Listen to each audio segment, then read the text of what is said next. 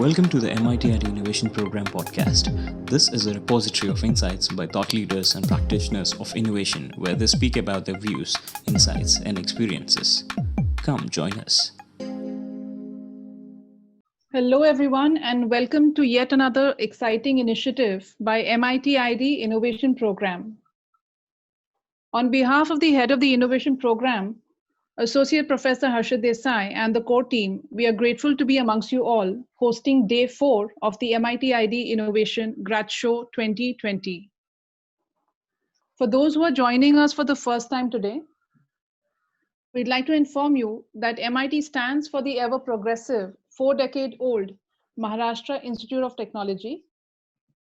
ID stands for MIT's 15-year-old pioneering Institute of Design.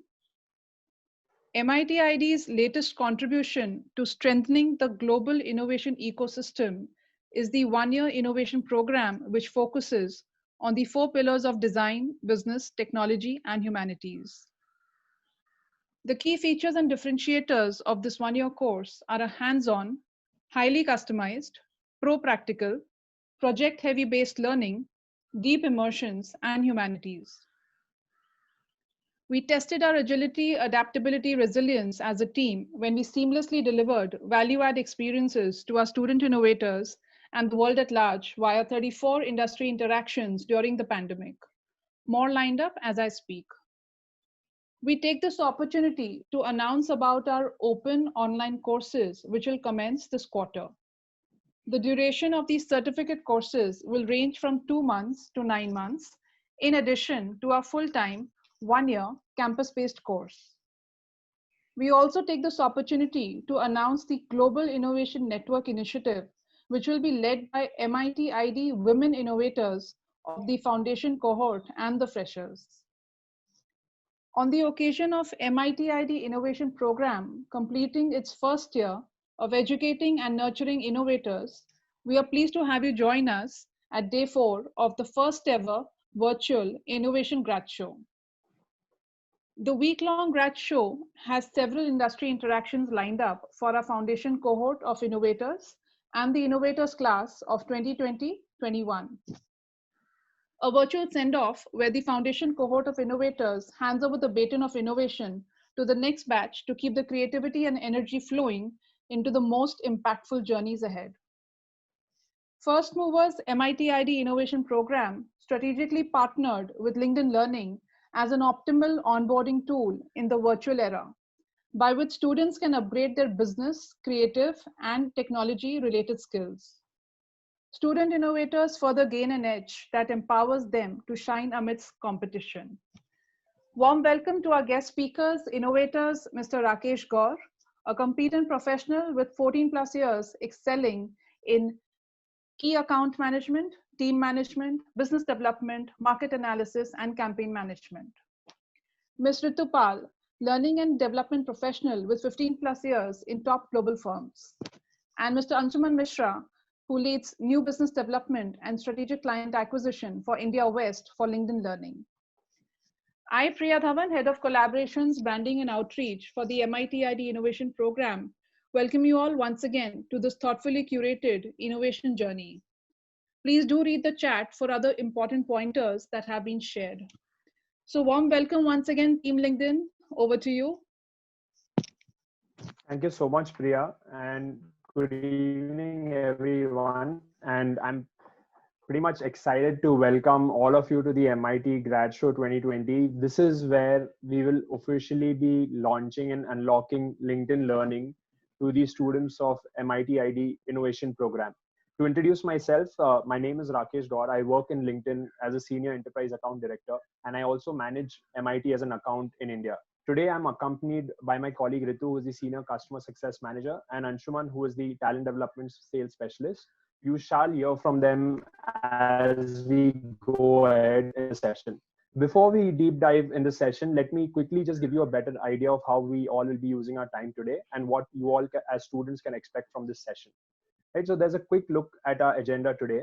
We'll begin by just covering a little bit about getting to know LinkedIn as a platform, why LinkedIn as a platform is important for all of you. Then Ritu would come in and speak about LinkedIn Learning and how we've unlocked LinkedIn Learning for all of you. And Anshuman will take over and then explain that once you have a LinkedIn profile ready and you are learning and upskilling via LinkedIn Learning, how you can make complete use of LinkedIn as a platform for a better industry outreach. Right? And we're happy to take Q&A at the end or in between. If you have any questions, feel free to put it up in the chat or the Q&A section. And Priya, if you could just put those questions back to us. Right. So Sure. let's kick off by introducing LinkedIn to you. Before we do that, I would just like to start with a quick poll and understand from all of you who are on this call today, how many times do you all visit LinkedIn in a day? Priya, if you could just help with the poll, please. Yes, right away. Meanwhile, I request the audience to share their answers in the chat mode while my team member takes care of the poll question. I saw 10 times. That's brilliant, Suraj. Priya, you could just let me know once the poll is up and it's completed because I'm on screen share mode. So we'll go by the answers in the chat mode for now.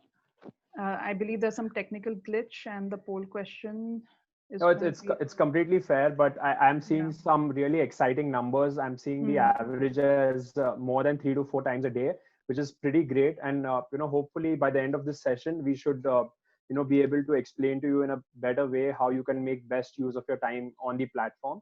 And at least by all of you putting in the chat, I get to know that yeah, it's a quite a engaging and interactive crowd.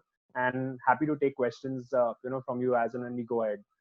So yes, in the interest of time, just moving ahead, right? Let's get to know a little bit about LinkedIn as a platform, right? So when we speak about LinkedIn, LinkedIn is all about you, all about us, right? It is the professional community, and this is where we are helping you connect to opportunity.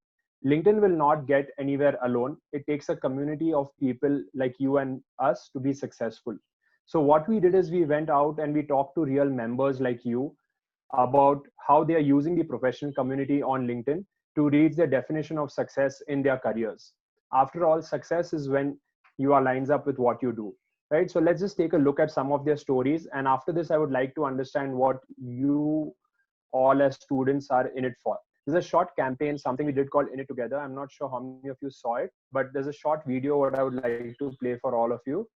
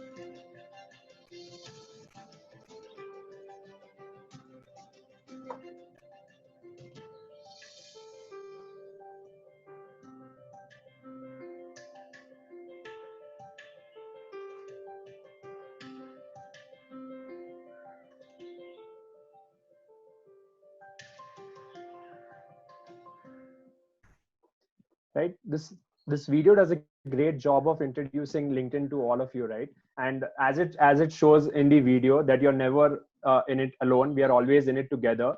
I would just like to pause here for a minute and hear from all of you who are on the call. If you could just drop some notes in the chat, what do you all feel as students, what are you in it for, on the platform, and how you could contribute?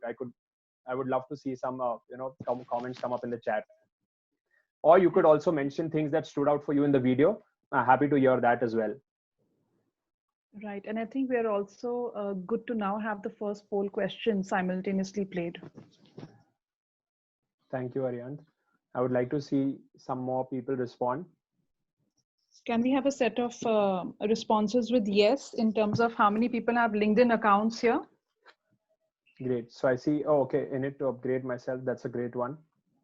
Great. In the interest of time, I'll just move ahead. So as we move ahead, right, just taking you through what is our vision. Our vision is actually a true north. It's our dream as a company. It's something that drives us every day at LinkedIn, right? And our vision, as you can see on the screen, is create economic opportunity for every member of the global workforce. Every time you come to LinkedIn, we should have something for you, right, on the platform. And people are visiting LinkedIn for multiple things. And we should be able to create that opportunity for each one of you on the platform. Our vision is followed by our mission. And just quickly to take you through what our mission is. Our mission is to connect the world's professionals to make them more productive and successful. Now that you have a better idea of LinkedIn as a company, let's talk a little more about our network, right? Why LinkedIn? So how does LinkedIn create value for you? And again, I would like to ask each one of you, how do you think that LinkedIn can add value to each one of you as individuals, right? And it is covered by something which is our value proposition to individuals or our members. And our value proposition is defined as connect to opportunity. And this connect to opportunity is in whatever way that means to you. People are visiting LinkedIn for multiple things, right? Some of you are visiting LinkedIn to get a job. Some of you are visiting LinkedIn to build your professional identity. Some of you are visiting LinkedIn to learn a new skill. There are multiple reasons why each one of you are coming to LinkedIn. And for whatever reason you are coming to LinkedIn, we should be able to connect you to that opportunity. That is what our value proposition is to you as students, to you as members of LinkedIn, right? While LinkedIn is not the end solution of everything, but we definitely can act as a stepping stone for to help connect you to that opportunity, right? Now that you're aware a little bit about the background of LinkedIn, let me just quickly take you through how you can leverage the power of LinkedIn, right? What you see on your screen is something what we call as the economic graph, where we are mapping the entire global economy on a digital platform. As we speak, we have over 706 million members on the platform. We are adding 5 people every 2 seconds on LinkedIn. We have over 50 million companies. We have at any given time more than 11 million open jobs on the platform. There are over 36K plus skills which are featured on the platform, and we have almost 90K plus university pages on the platform.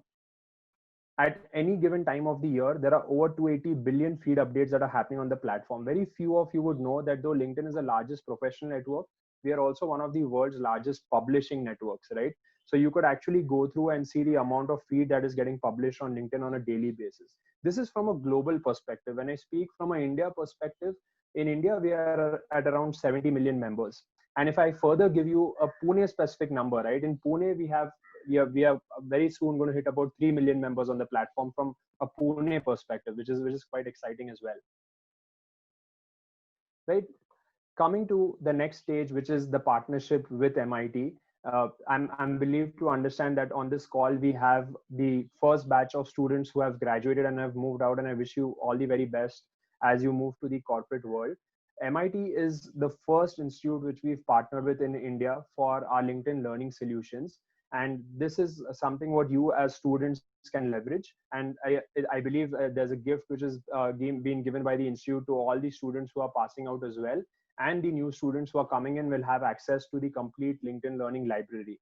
And Ritu, who's my colleague, would cover a little bit more about how you can leverage LinkedIn learning as a platform and what we do. Right? Why did we partner with MIT, right? And why did MIT also partner with LinkedIn? The main reason was both the firms, MIT and LinkedIn, have a common vision statement, right? And both are working towards helping professionals reach that economic opportunity or connect to that opportunity. From an MIT perspective, it's more about ensuring you all as students are upskilled, trained to the latest skills which are available and which can help you eventually land that dream job.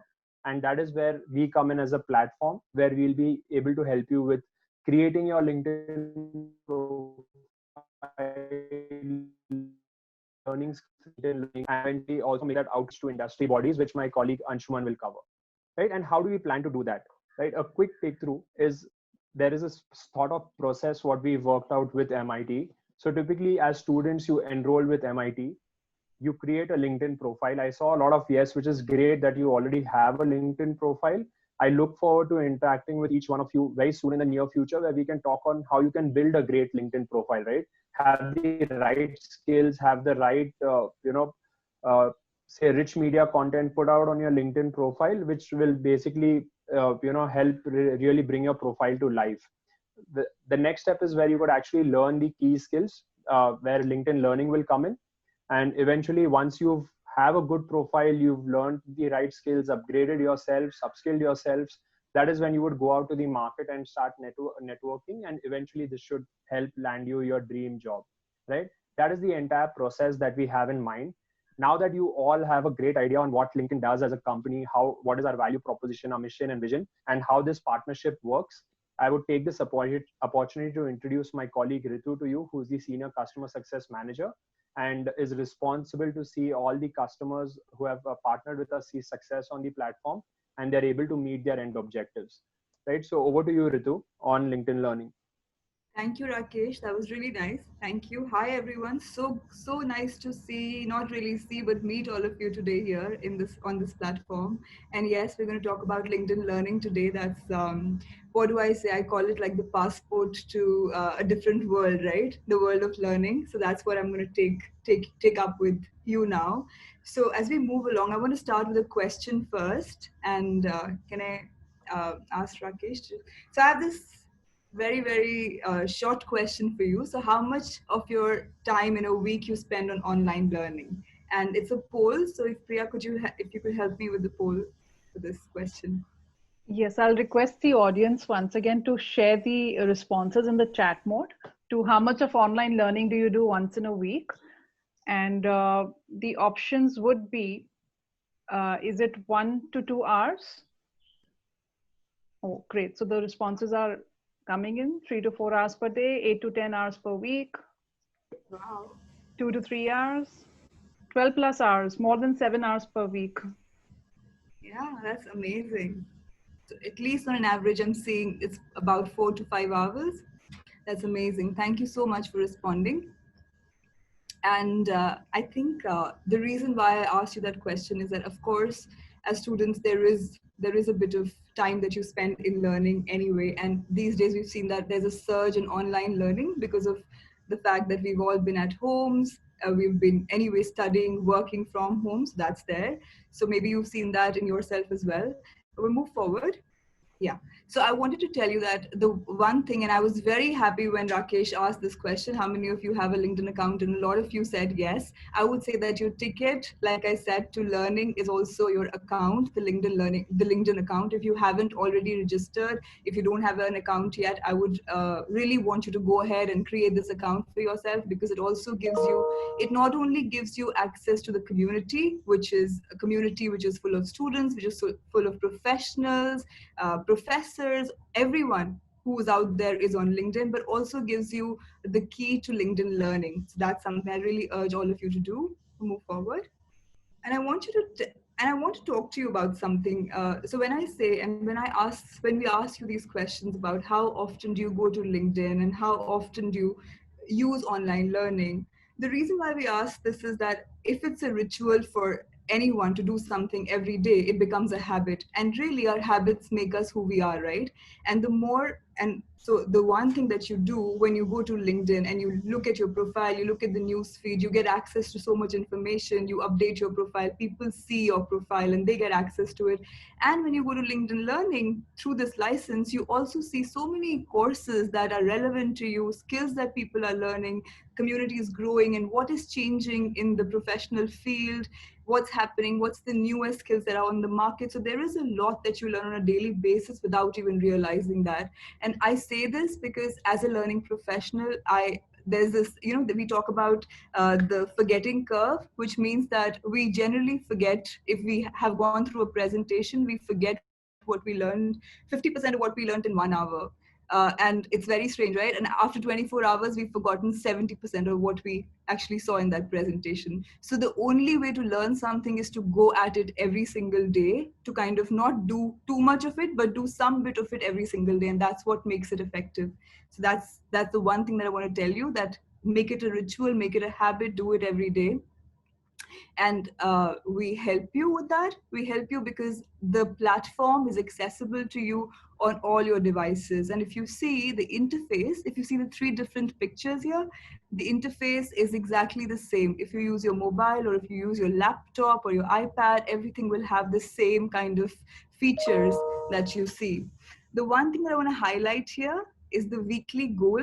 And like I said, right, we really believe in learning becoming a habit and not just something that you do when you are going through a transition or something. It is something that we do on a daily basis. In fact, it's often involuntary. We don't even know that we're learning, but we are learning through experiences. Voluntary learning, if you set yourself for a goal, so on LinkedIn page, you actually have an option of setting a weekly goal. So you can choose like 15 minutes in a week to 30 minutes, and you guys are doing far more than that. I saw responses like 10 hours a week. So if you do something like that, it gives you a reminder. So it keeps you on your feet, it keeps you going, it recommends content to you which is relevant to you, and also you see the same kind of you see that there's a progress that's happening, so you feel happy about yourself. You also get mails from LinkedIn telling you if you have completed your goal. A little bit about how we make our content. So just to give you an example of how we make our content, of course, there are these numbers here. We release more than 60 new courses every week. There are 8,000 plus courses just in the English library. There are more courses in other libraries. We have, of course, if you're looking for a PMI certification, we have PDUs. So you can do a course, you can get the PDUs for that, and you can apply for your certification. There are many courses like that which are applicable for certifications as well. And of course, we have content not only in terms of, let's say, business. So when I say business, it is not only about communication skills, presentation skills. We also have content on creative. When I say creative, you guys are from MID, it's innovation program, things like creativity, things like how do I do, there are courses on photography, there are courses on how do I learn guitar, all of that. So that's also there. And of course, we have latest skills that are developed through technology courses. The one thing that I want to tell you is that, and I found it very, very interesting, was that when I was looking for a course on emotional intelligence, who was the author on the course? Who was the subject matter expert? It was none other than Daniel himself. And I was like, really? I mean, that's interesting, right? Like it's really the experts who are talking to you about the topics that they have authored, that they have written, that they've done extensive research on. And just to tell you a little bit more about it, I want to share a video with you. Rakesh, if you could just please help me with the video. Quality learning content. Our team of industry experts is focused on creating engaging content that's relevant to your employees, impactful to your business, and produced in a way that keeps learners coming back for more. That's why L&D pros at 78 of the Fortune 100 companies choose LinkedIn Learning. Everything we do starts with the learner. We take the time to dive deep into data from the world's largest professional network to understand the skills people and businesses need, exploring LinkedIn-specific insights that no one else has, like what jobs are currently trending and the skills that are most in demand. Our course library is powered by the LinkedIn network, allowing us to keep up with the rapid, ever-changing demand for hard and soft skills, and empowering us to create an incredibly deep course library that's always fresh and up to date. Once we know the courses your learners and your business need, we find passionate industry experts to teach them. Every instructor has credible, real-world experience, so the content is not only relevant, but also immediately applicable. Each instructor is paired with a content producer who has experience in both instructional design and film production. Producers support the instructors, helping them build engaging courses and coaching them to bring out their best performance. All the way from recording to delivery, our creative teams work together to craft studio caliber visuals and sound that deliver the most impactful learning experience. Every step of the process is designed to deliver skill-based content in a clear and compelling manner. Because we know that relevant, expertly produced content is a crucial part of every truly engaging learning experience. And it's those experiences that create lifelong learners. Okay, so I was just saying that it's a great segue in my next thing that I want to talk about, which is skills. And we see that there is so much that's changing in terms of skills, right? Like, just to give you a very, very recent example, in what's happening in the times of COVID, people are working from home, and managers are not just managers who are looking at operational success of their teams, but they've also become coaches. And so they're learning that skill of being coaching, of coach, not only coaching, being emotionally intelligent, understanding the needs of with their team. So everything is changing in terms of skills, and people are learning more than they've learned ever before. And that will bring me to my next slide, which is an example of if you were to look at what's happened in an industry, if we take finance as a segment. So what were the top skills in March 2020 has, if you look at our data, it's completely changed in June. The kind of skills that we see now that are in demand are things like virtual office, customer onboarding, identifying new opportunities, virtual collaboration, cloud administration. So these are things that we see that have changed in an industry, in a in a segment which is finance, and we see that there's been a shift, and that's a shift which has been in most segments that we see today. And so that is why LinkedIn obviously gives you that advantage of knowing what the skills of the future are and going there. This is an interesting study for us, and this is India specific data that I'd love to share with you. This says that if you see the trend here, the trend line, you will see that from March to April, there is 259% increase in the time that was spent learning by people, by learners. That's the amount. And it was pretty standard, if you see, before that, and it just grew. It shot because everybody struggled. It was not an easy time for anyone, and learning came to the rescue. Right? People were struggling to deal with what's going to happen in this time. What do I do? How do I manage myself? How do I manage my time? What do I do with my teams? And we saw all kinds of people coming to learning platforms, trying to get more understanding of what they can do and how they can cope better. So this is an interesting insight that I thought I should share with you. We'll move forward. And like I said, right, it was not that one particular segment saw an increase. If you see, there was a 304% increase in Gen Z in the amount of, in the kind of time that they spend in learning. It was not only the new managers which were spending time, it was also all managers. And when I say all managers, I also say people on the C-suite level. We saw that one of the most popular courses at the C-suite level was mindfulness, which we can tell, right? Like how the component of leadership changed from things like, of course, change management and things like organizational design and development to things like mindfulness for me as an individual first. So that's what we saw. We also saw students, which is something that's really exciting. We saw 412% increase in the student community in terms of learning. So definitely we can say that there was this particular platform, LinkedIn Learning, did come to the rescue, did feel like a safe option to go to when I was feeling, or when any student, manager, C-suite employee was feeling a bit disillusioned in these turbulent times. Move forward.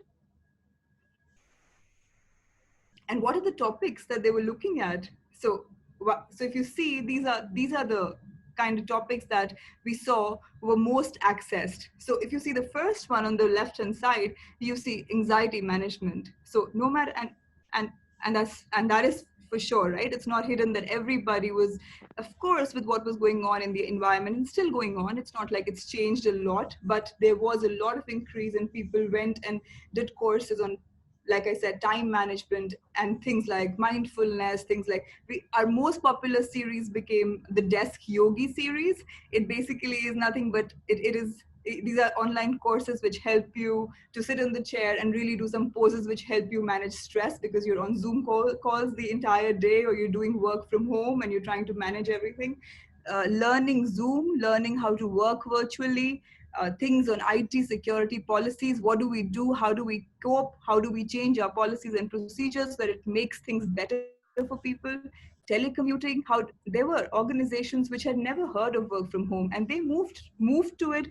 In fact, I think it was, I think someone said, I think it was Satya Nadella who said this, that we saw that people moved, the shift that they would have made in 10 years came about in 6 months. It was so quick. People adapted so quickly to this entire learning how to operate on Zoom or on any virtual platform. So that's what we saw. Okay, we'll move forward. So I think the one thing that I want to say is that, of course, learning will help us prepare for the new world. We saw no matter what it is that comes our way, and whether it's a personal challenge that we're dealing with at a personal level, whether it is that we're one with the community, like the one that we're dealing with right now, definitely it's learning, it's understanding. It makes us far more comfortable with the challenge because we know it a little better, and then we learn to cope with it as we try and learn different components of it. So learning is definitely something that comes to the rescue every time, every single time.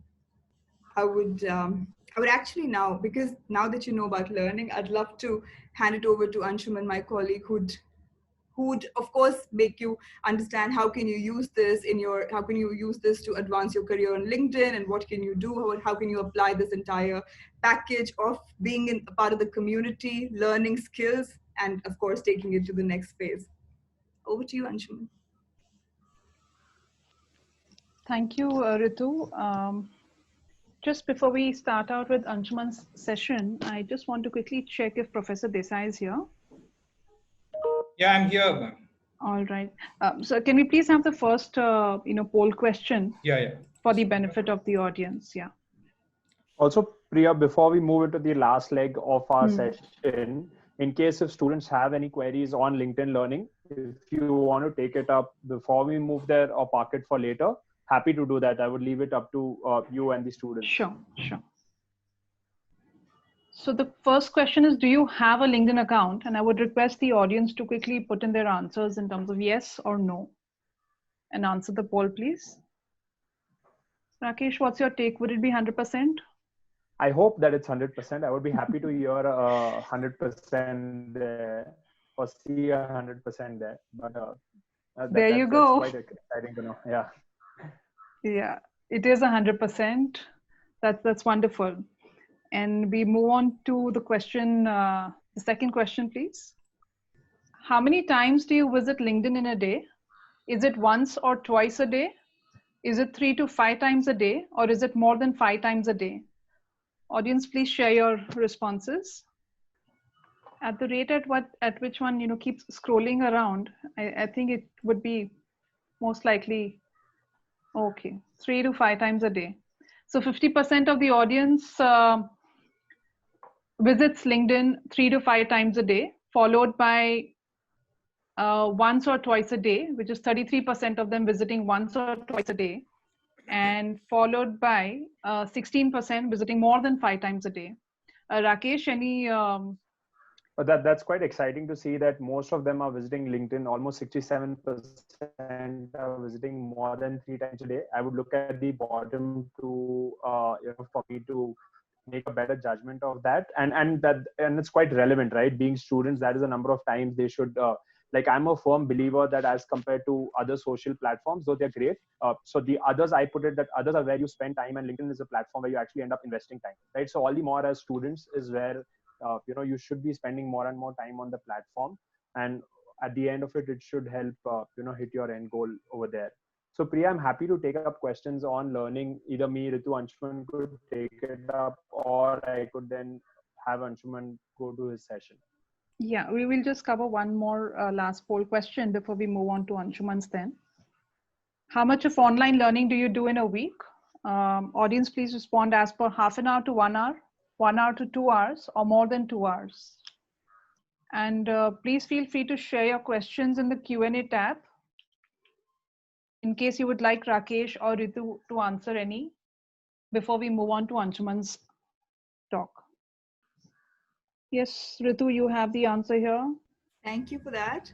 More than 2 hours, that's amazing. And yeah, for me, everything is good, but more than 2 hours is really, really good. So 77% learn online more than 2 hours in a week. Great. Anshuman, are you there? Audible? Yes, perfectly audible and awesome. So very, very promising results. I think the kind of intensity and the usage and application that we see on LinkedIn, or be it LinkedIn Learning, kind of is coming out really, really promising.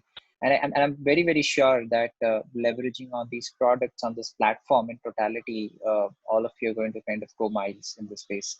Awesome. So I know, we're probably reaching the fag end of the day, and I would love to kind of stay relevant within your attention span.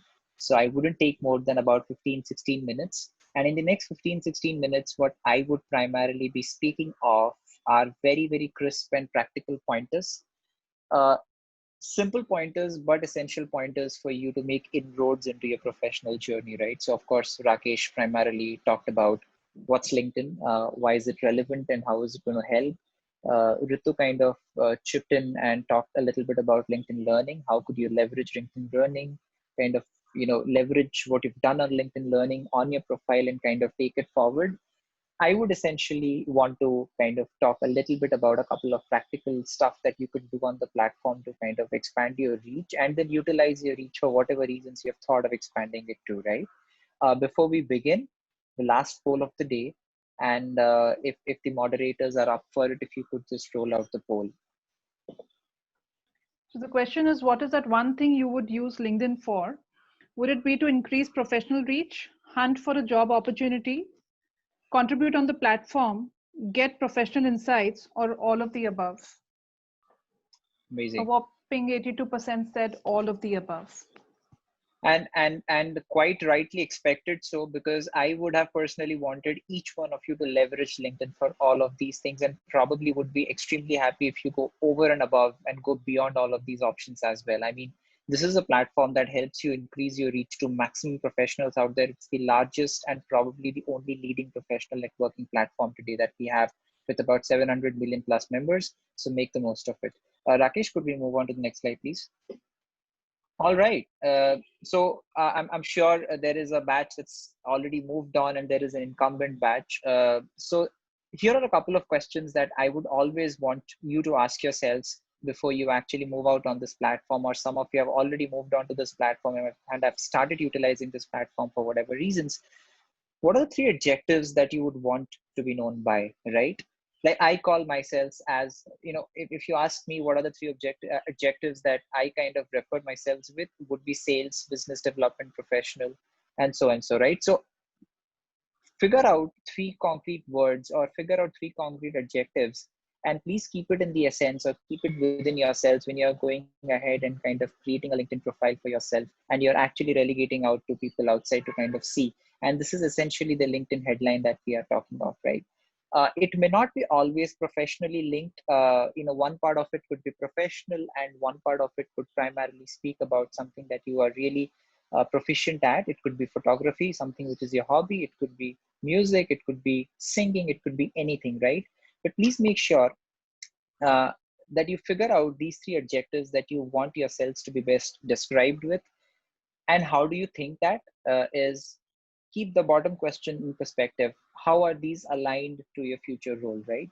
So one part of it should always answer this question, right? So when I started my journey, and I'll often use me because I know myself the best, and probably that would be a good use case for a lot of them who are walking out. When I walked out of my campus, of course, I was a little lost in terms of what could be a great career option. And of course, once you explore that space, you get to know more. But business development is something that started appealing me pretty early on in my career, right? And somewhere I felt that that's a fitment that I'm probably seeing myself walk into, right? So sales and business development kind of stood out as important headlines in my career, right? And I often want people who kind of visit my profile, or who try to get a sneak peek into my profile, kind of associate me with that. So 3 adjectives, what you would want yourselves to be known by, and the best clue or cue that would rather help you to coin these 3 adjectives would be, how are these aligning to your future role? Could you move on to the next slide, please, Rakesh? All right. So first come first, let's first understand, how do you go ahead and reach out to people, right? So the first thing, you can only do things on the platform once you start building connections, right? So suppose you have a profile today, you have opened up a platform, you have already enrolled yourselves, registered in. Now, these are a couple of things that you need to look at, right? Who do you actually try and reach out to on LinkedIn, right?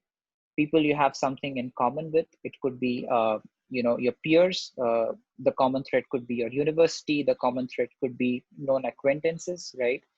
professionals who have already worked or who are coming in with prior experience would probably draw that common thread with their job.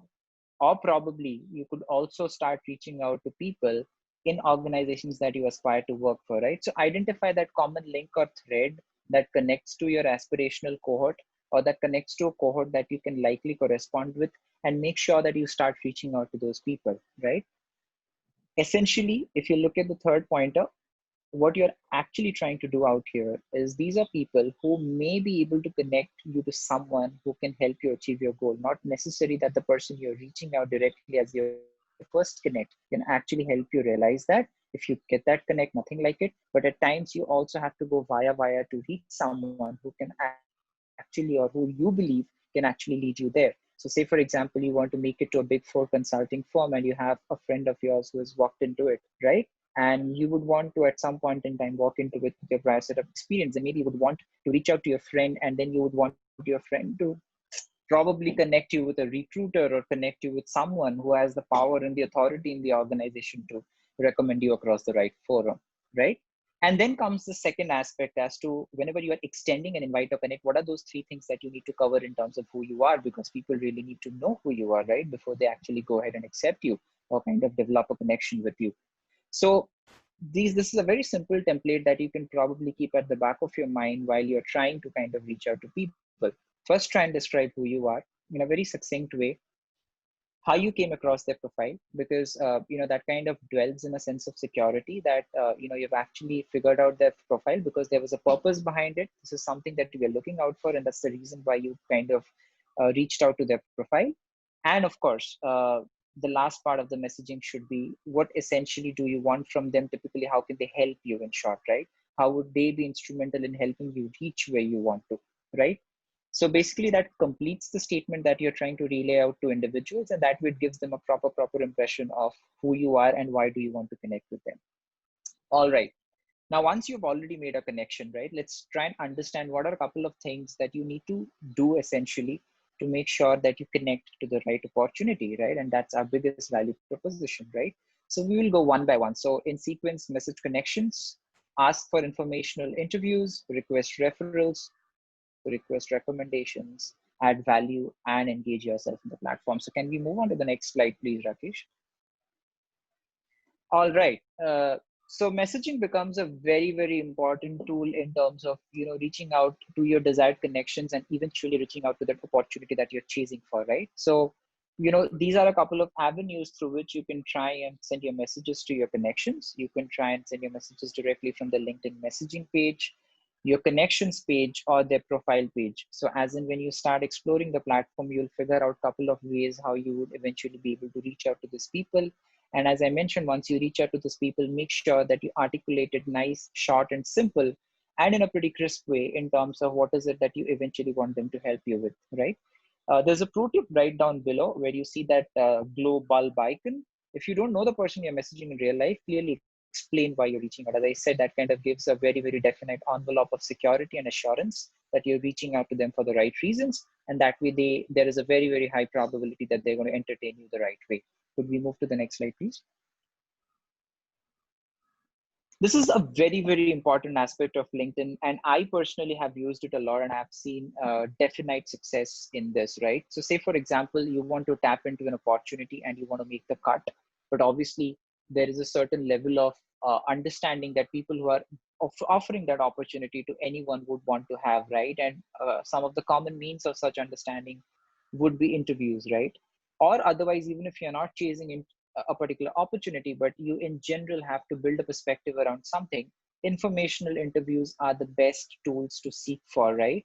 So for the purpose of an informational interview for you would be to gain advice on your career path, learn about the industry that you're interested in. So you could probably tap into an expert and learn more, learn about a specific company you would like to work for, or establish a professional bond, right? So these could be some specific reasons as to why you would want to have an informational interview.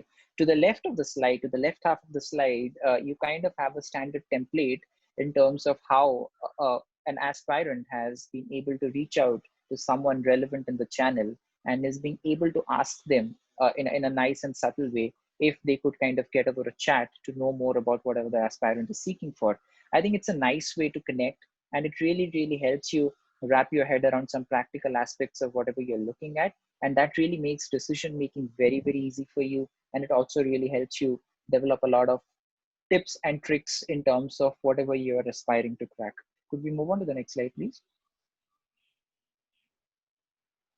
The third part, of course, and of course, we are kind of moving in accordance to pecking order. So obviously, every step is a bit more advanced and a bit more intense than what we referred to the last one. The first step, we kind of made a connection, then we tried reaching out to them, we just messaged them, then we probably asked them for a quick 20 or 30 minutes connect if we could kind of have a chat with them.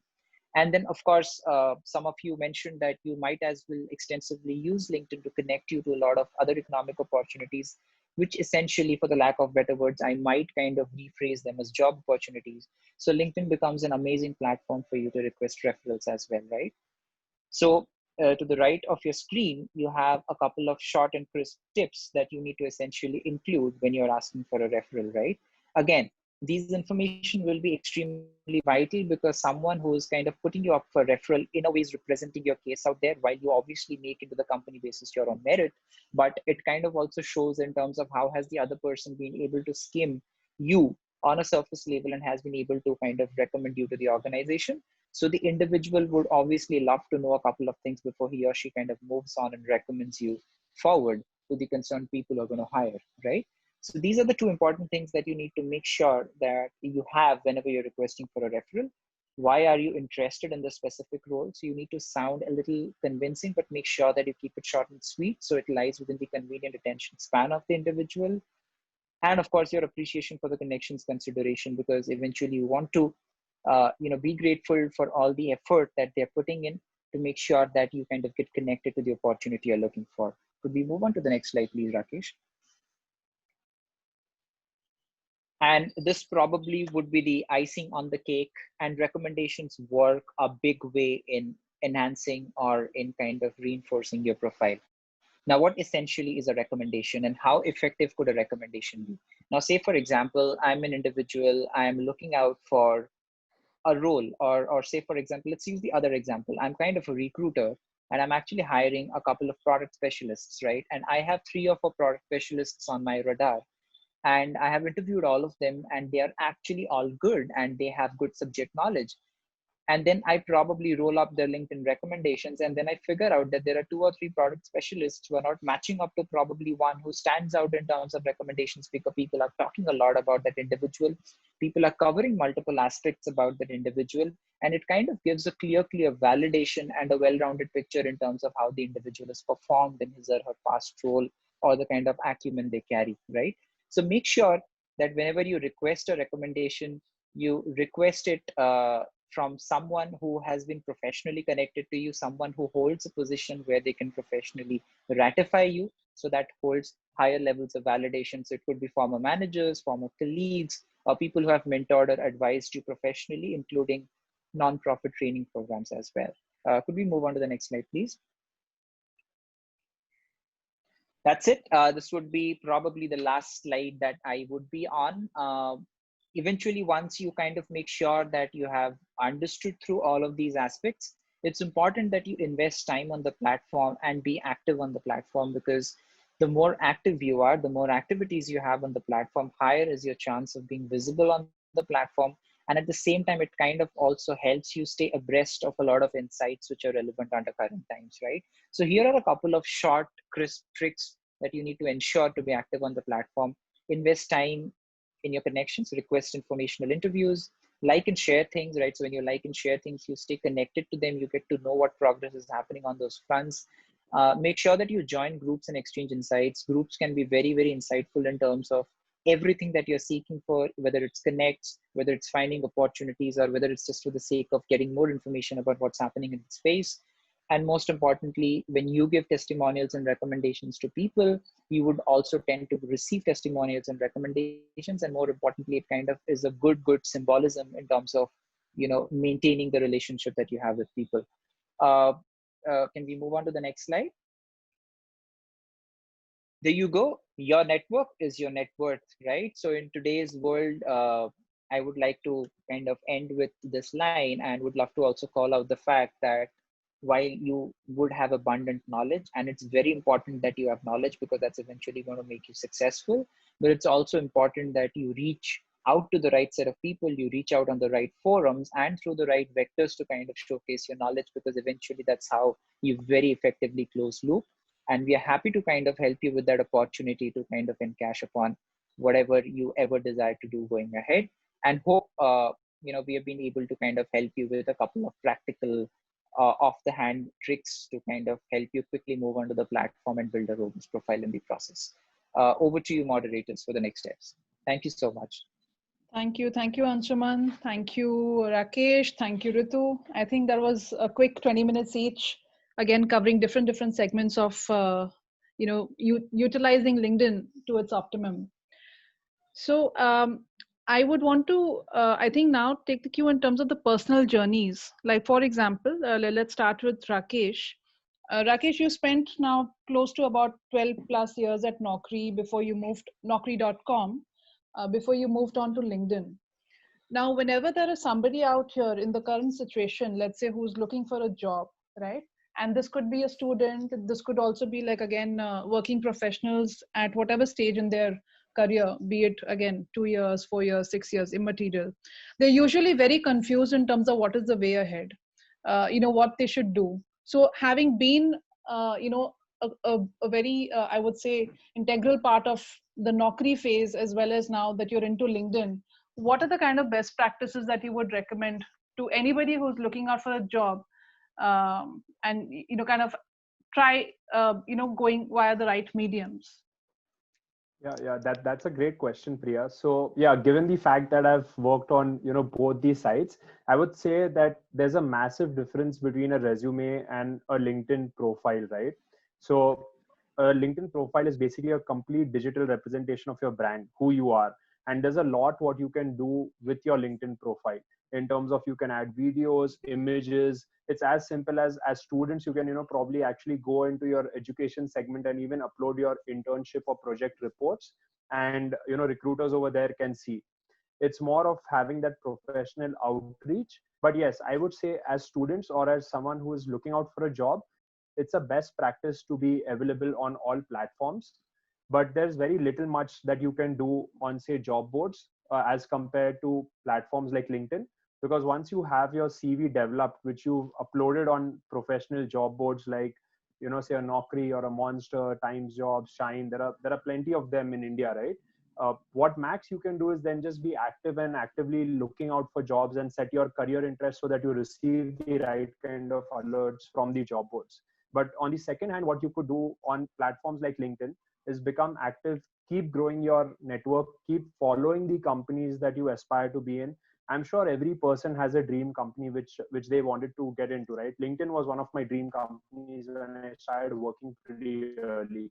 So someone in the design segment could have pretty much a lot of dream companies in their mind as well. You can follow these companies on LinkedIn, and pretty much you will see regular posts coming out from these companies on their feed itself, right? So they'll be quite updated into what's happening in these companies, so that when they get their opportunity to interview or face these companies on the D-Day, they're pretty much updated that hey, we are aware that you're doing XYZ things, you're launching this, these are the locations you're expanding into, and this is how, as a student or as a fresher, I can add value to your company, right?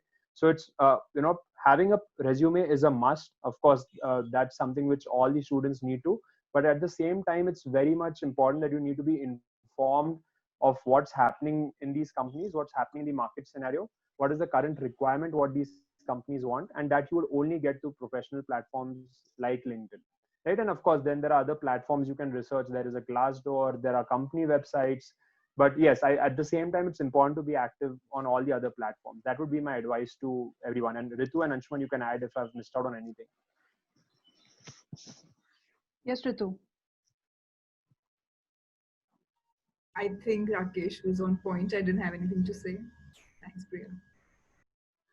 Anshuman, how about you? Same here, Priya. I think Rakesh kind of has covered everything. I think the one thing that strikes out to me is resume is a one-way communication, right? And LinkedIn is a multi-way communication. So when you actually go onto a LinkedIn profile, you get a 360-degree perspective of what that individual is, or even if you're trying to look out for someone, you get a complete 360-degree perspective, right? All the way from what they've done, the resume that they've uploaded, like Rakesh mentioned, you kind of upload videos or testimonies of some good work that you've done. In the end, you have recommendations. So it's kind of an ecosystem where I get to know who you are, right? I get to know what you've done. And I also get to know what other people are speaking about you, right? So it kind of gives me a very, very comprehensive, credible information about who you are. So that way, it kind of becomes a solid enough platform for people to actually get hook off the right information, and then eventually it really, really helps them take the right decision.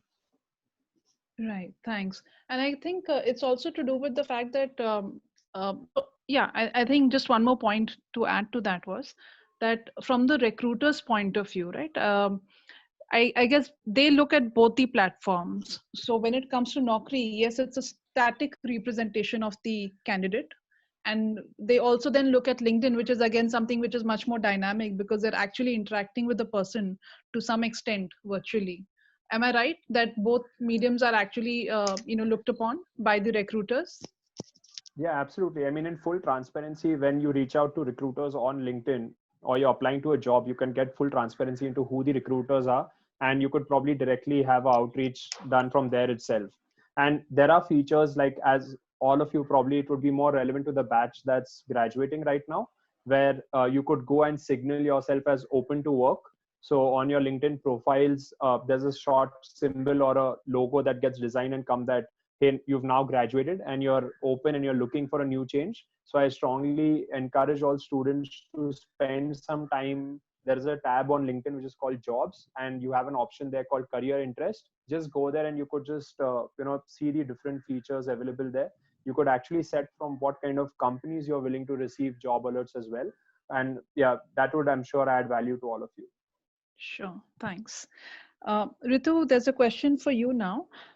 So in your career, you've been with EY, and then you've been with IMS Health, Grant Thornton, Skillsoft, PwC, and now LinkedIn. Could you share a few insights on the L&D space as a professional, in terms of, in case anybody in the audience is wanting to also become a L&D professional, and then how LinkedIn Learning contributes to it, and how, of course, fetching opportunities by being present on LinkedIn and engaging with meaningful content would get them to their goals closer. I think that's a that's a very interesting question, Priya, because I was just thinking, it got me thinking too when I wanted to be an L&D professional, and definitely at that point in time I wasn't very aware about LinkedIn because I started back in 2003, and I obviously had a very simple profile, and when I just started looking for jobs. But right now there are so many skills, like for example, when you're on LinkedIn Learning, there are things around confidence building, around body language, around building your own curriculum, like instructional design, and how can you build certain things, how can you build a presentation. So even if a lot of it in terms of learning and development to start with for people is training. That's how they see learning space. So if you are going to become a trainer, then certain aspects of presentation skills, creating meaningful presentations, being innovative in your approach, how would you approach a topic, all of those skills you can look at. In my experience, L&D, of course, is far more than just training, but that's the entry point to learning and development as a field. Of course, there is HR certifications that you can take. In fact, I also saw a question on certifications in chat. So there are various certifications that are available, and you can take LinkedIn courses which will give you credits to take those exams. So of course, we don't have any, like for example, ASTD is one of the certifications that you can take, but I don't know if there are any courses. You don't require to take any courses. There's a curriculum that ASTD provides for L&D specialists if they want to do that. But LinkedIn, for your career, for even professionals who want to keep growing in their careers in other fields, there are many certifications for them. For example, a great part of it is utilized by project managers, because they a big part of their work is project management, and so there are various levels of certifications that they can take. That's how I'd like to answer that. Also, entry into L&D is not very straight cut like other professions. It's a little bit of a different field. It's not as simple like you apply into L&D. Basically, people get into L&D as interns, and what they do is they do research around certain change management projects that are happening in organizations, and they can definitely work and help the professionals there and move around and then get selected. But it's a continuous, it's a profession where you study every single day, you study throughout your life. So that's what L&D is really.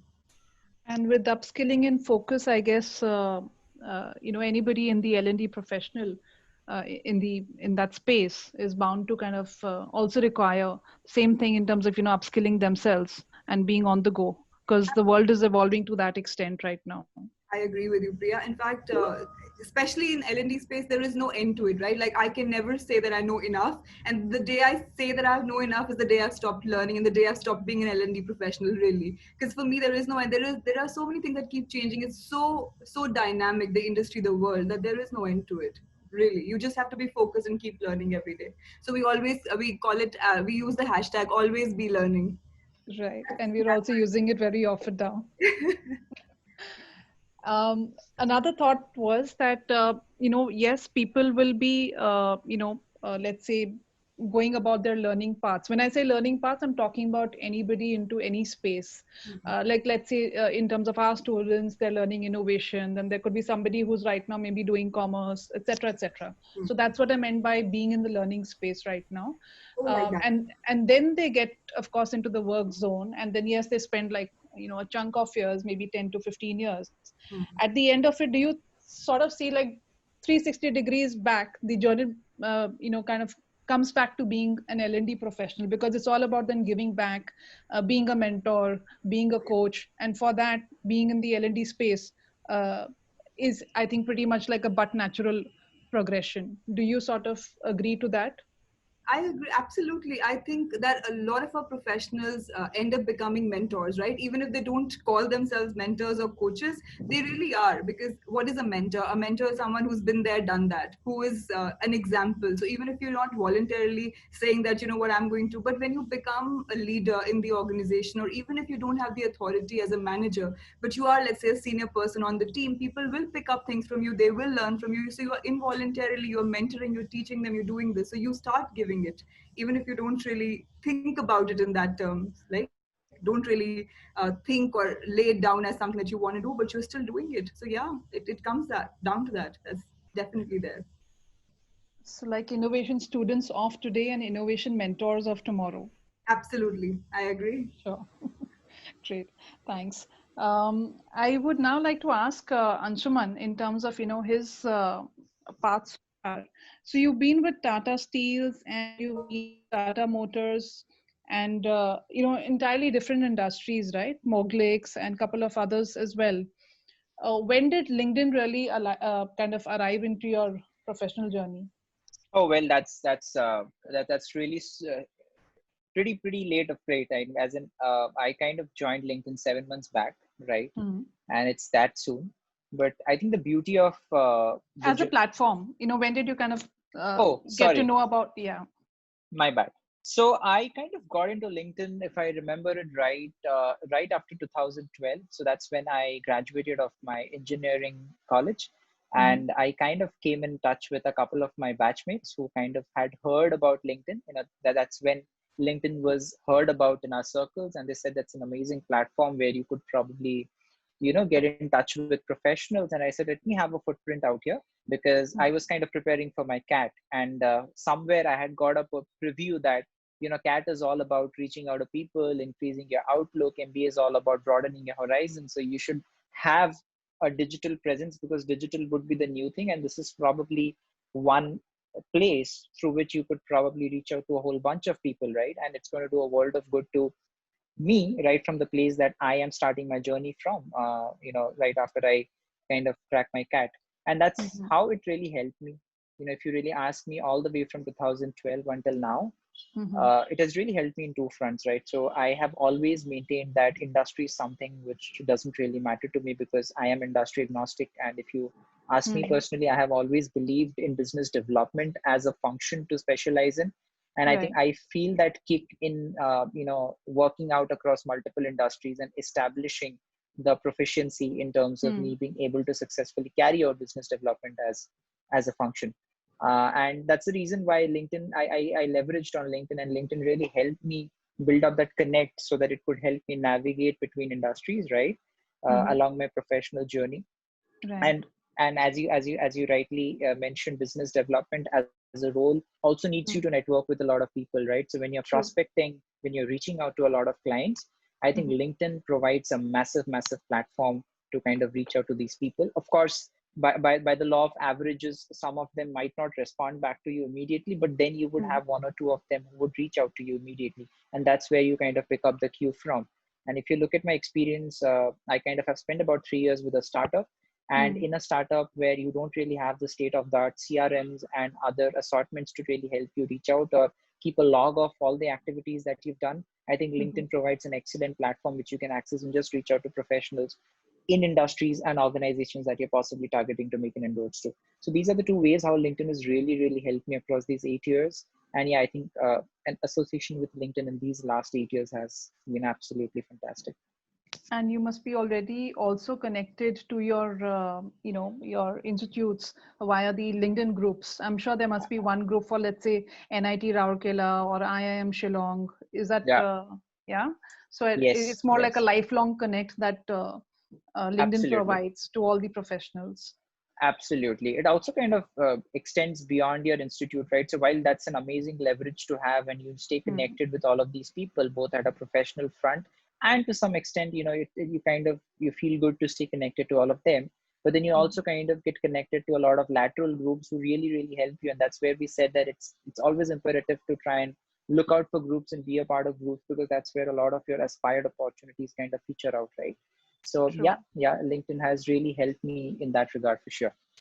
I'm glad that you mentioned about your, stint at the startup, because I was just coming to that question that, and rightly said that again, when you're just building a brand, when you're just starting out, you don't have resources to spend into your CRM databases and, the works. And which is where I think when a startup founder definitely needs to have, let's say, that business development skill, right? Because typically you say that if you can't market your product or if you can't sell your product, I mean, there's very limited that you can do with the idea that you have, because at the end of it all, it's more about you need to believe in your product to be able to sell it to the outside world. So yes, business development is a must for all startup founders, and which is where LinkedIn does help a lot, again, in the absence of those resources to be spent on CRMs and those kind of databases and all. And which is where I guess networking really takes you ahead in terms of the opportunities that you could come across during networking. Absolutely. And even if you have state of the art CRMs, or even if you have that, I think LinkedIn still goes miles ahead in terms of taking you right to the individual that you're trying to reach out to, right? So you have in-mails, you have connects, you have multiple ways how you could make connects, right? And working with LinkedIn now for the last 7 months, while LinkedIn kind of has state of the art systems in terms of helping us reach out to clients and help move particular deals ahead, but we still leverage on the platform, and all of these state of the art systems are baked into the platform, right? So there's something called as a navigator that we use to kind of reach out to the right set of people, and so on and so forth, right? So indeed, it's an amazing platform to really help you build those connects and essentially leverage on them whenever there is a requirement. And again, location specific. So you could be sitting in India and you could be speaking to anybody possibly in London or Australia. Absolutely. So which is where it kind of also takes care of that. Absolutely. So we'll take an audience question now. Of course, either of the three of you could choose to answer this. Ankit Thakkar would like to know a bit about LinkedIn marketing. And I think you could include about LinkedIn marketing solutions if either of you would like to do so. So I'll take that, Priya. Is the question, sure. Ankit, I would just like to ask, is it about how LinkedIn is marketing, or do you want to know about LinkedIn marketing solutions? I just want to understand. Maybe you could cover, maybe you could cover both. Oh, okay, fair enough. Again, for the benefit of the audience. So you would see a lot of LinkedIn. I would take the first thing, like how we are marketing, right? What LinkedIn does in marketing, you'll see a lot of our ads typically on the web. So we go out and use other platforms, and we typically would see a lot of our banners or our in it together campaigns on typical platforms. Like today, say if we realize there's a particular set of profiles which is not there or which is less on LinkedIn, it could be profiles like scientists. So we have a R&D team who would typically find out, hey, what are the magazines these people visit, what are the platforms, other web URLs they visit, and typically that's where we would go and run targeted campaigns, right, to ensure that these people come from there onto LinkedIn and create their LinkedIn profile. That is one. But I'm not sure if you saw the In It Together campaign, which we did a couple of years back in India. That was our first consumer branding campaign that we did in India. We did the first 20 odd games of IPL. We did metro branding on the Mumbai Metro, on Delhi Metro. We had hoardings which were put out. So, and that typically helped our India user base scale up pretty significantly in the last 2 years. And we are looking to continue doing these consumer brand campaigns, in the years to come. So that's a bit on, and we have a pretty strong marketing team that's, working on a lot of specific things. So you saw there's a version 2 of the In It Together campaign that's released as well. You have the videos on YouTube, and you'll see a lot of TV ads, running as well on primetime shows. That's some on how we market ourselves. In terms of what LinkedIn marketing does, typically, yes, it gives the power in the hands of marketers in companies, which can help reach their end goals, right? So today, B2B marketers and digital agencies can actually use LinkedIn to run specific campaigns. So say if I'm a marketer in an insurance company and I want to target any individual who can buy insurance, so they can actually run a targeted campaign that, hey, I want to target people in the age group of 20 to 30 years and from Pune as a location. And whenever these individuals visit LinkedIn, they will typically see a sponsored feed or a sponsored campaign in their LinkedIn feed. Typically, it's the second post that comes out. That is one of the key marketing tools what companies use. And the other is they can actually help by increasing companies' followers. So every company has something, or a company page on LinkedIn has something which you all can see, which we call as followers. So companies can actually drive this growth inorganically as well, where every time when a student or a member logs into LinkedIn, on the right hand side of his desktop screen, he will see a follow ad. So typically, again, companies will do their targeting and understand that this is the segment we want to increase as a follower base, and they will run these follow campaigns. So that's typically how marketers can use LinkedIn as a platform for.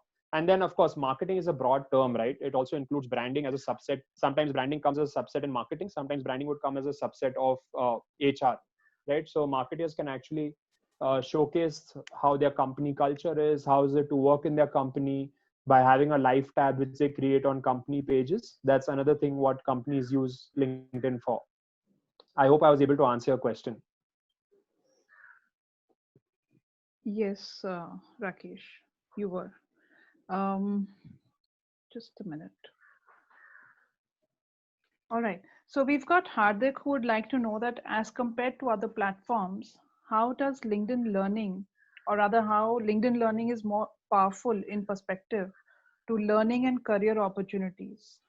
I think it's more about one leading to the other in a way, and more like a complementing each other. But yes, feel free to answer. Sure. So maybe I can chip in for So that. I'll take And the of first course, part. No, you go in, Anshuman, and probably just cover the CU aspect as well. I guess there was sure. a query on certification program, so you can cover that as well. Got it. And Ritu, of course, feel free to chip in because you're an expert out there. So whatever I miss, you kind of come and fill in for me. Thanks a lot for the question.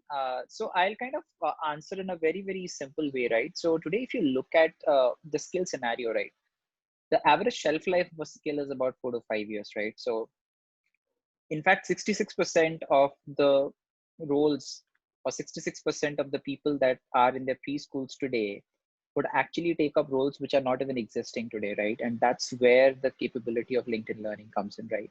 Now, because LinkedIn has its economic graph and you have about 700 million plus members on the platform and have activities running in billions, what essentially happens is it's one of those platforms which kind of in a very agile manner is able to predict what are the relevant skills of today and what could be the relevant skills going forward, right?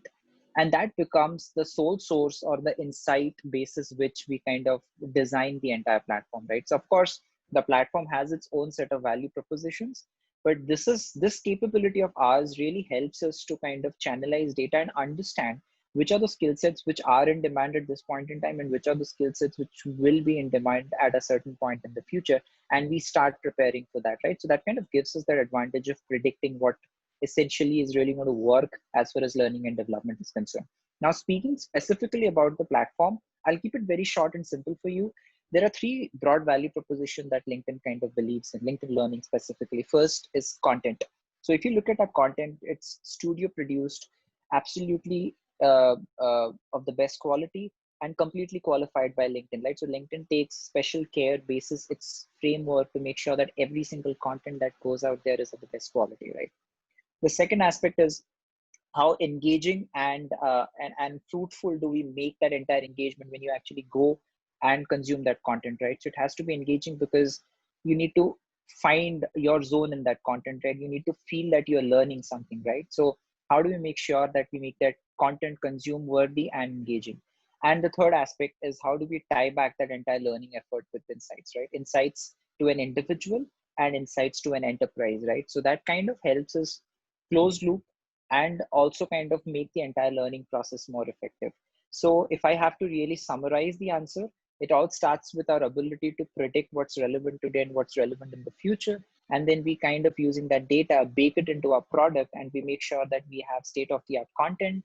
We make sure that the content is engaging enough for you to go ahead and consume it. And at the same time, we kind of close loop the entire effort with state-of-the-art insights presented in multiple and yet simple forms to make sure that the entire learning is done in a much more effective way, and you get to see the ROI of learning going forward. Ritu, happy to kind of, please chip in if there's anything that you feel I've missed out on. I just want to make, I think that was brilliant, Anshuman, but I just wanted to add one point that, of course, as we go along, we think that social learning is a big part of what LinkedIn offers as a platform as well. So like there are, like, for example, if you take a course on leadership development, you can go ahead and be a part of the L&D or leadership groups that are out there on LinkedIn platform. So that's one aspect that's a bit different from other platforms. Another thing that I want to mention is the Q&A section. So you could actually, because all of these experts and the people who really are the instructors on the platforms are people who have authored books and are experts in their field, there is an option for most of our courses where you can ask a question to not only the instructor, but also people who are a part of the community who are learning that course, and you get answers. You get to share a lot of your insights. You share your questions and answers with people, and also sometimes instructors reply to you. So that's like something that I wanted to mention. I feel like that gives immense value to the learning journey for anyone. Sure. Thanks, Anshuman. Thanks, Ritu. We've got another question here. Aditya Borgaonkar would like to know, can you explain what is the continue education option in the certification tab of LinkedIn Learning and how it will help in career? Over to you, Ritu, I guess. Sure. So continuous education is mostly for professionals. A lot of professionals, like I said, in the fields of HR and let's say software engineering, in fact, project management. A lot of people, due to the work or the field that they are in, they want to continue their education even as a professional. And mostly the way this education system works is that you appear for examinations and you have to apply to get to the examination. There are certain credits that you need, and LinkedIn Learning courses gives you, so when you take these courses, you are able to apply for the credits through these courses. And that is why it's very helpful for people who are willing to pursue, let's say if you want to pursue PMI certification, then you can get PDUs from the courses that are available to you on LinkedIn Learning platforms. So that's what essentially it means. Sure, thank you. Do either of you miss having an innovation program while y'all were studying? Yes. This is one of the first, Priya. In fact, if you remember our conversation about a year back when we met, and I was just curious to understand what exactly is the innovation program all about.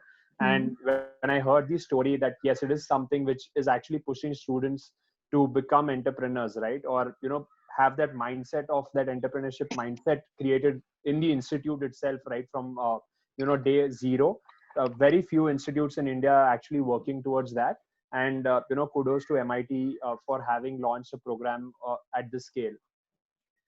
Right. So we're basically trying to, evangelize the fact that innovation is not just restricted to technology. Usually what happens is people feel that, okay, fine, there's some new software that got launched, some new hardware that got launched. Okay, that's innovation.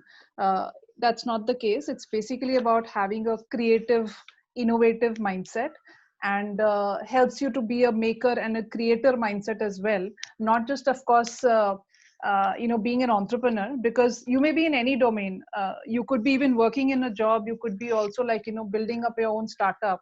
Uh, the basic essential is about the keenness to learn, the keenness to create, and to do things differently, and therefore be innovative. Because the extraordinary is always born out of an innovative mind. So that's basically what we're trying to amplify. And of course, then the 4 pillars take over from there in terms of having a very structured approach, right? Where design, business, technology, humanities, they all come together to create this program. Yeah. Great. So any more questions from the audience?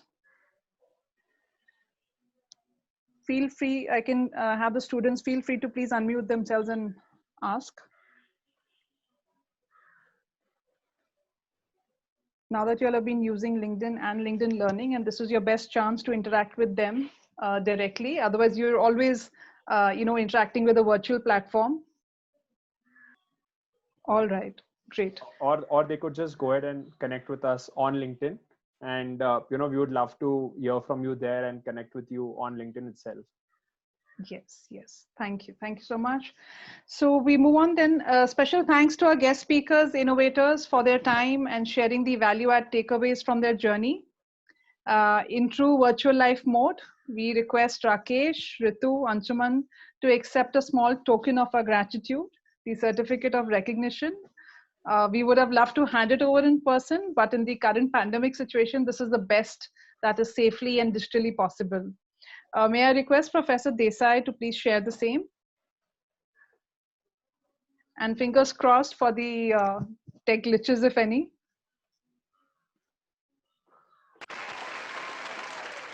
Oh, thank you so much.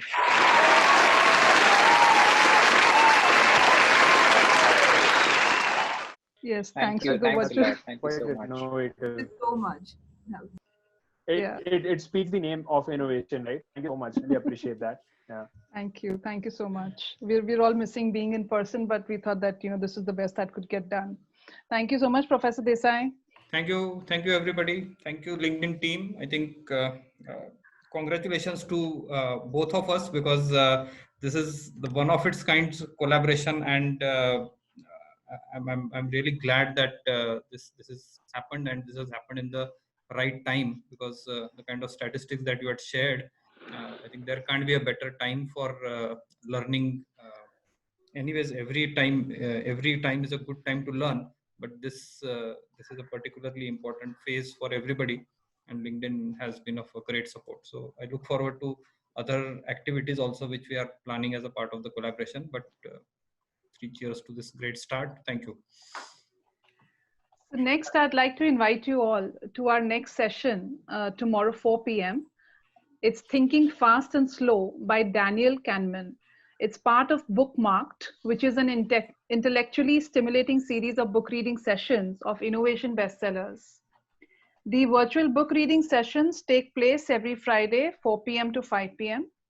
Bookmarked will have our guest reader share his insights for the first half hour, followed by questions in the latter half hour. So please register in case you haven't yet. And we encourage you to connect with us via our social channels to know more about the MIT ID Innovation Program and upcoming engagements and online courses. For those who are interested in becoming top-notch innovators, we invite you to explore our courses that will fast-track your career path. So log on to www.mitidinnovation.com to kickstart your innovation journey with MIT ID Innovation Program. Let's learn, innovate, lead. So thank you once again, Rakesh, Ritu, and Anshuman. Signing off, that's yours innovatively, Priya Dhawan. To everyone, stay connected, stay safe, and keep innovating every day. Thank you so much. Have a nice weekend, Thank everyone. you so much. Bye. Have a Thanks, nice evening everyone. and a weekend to follow. Bye bye. Thank you. Bye-bye.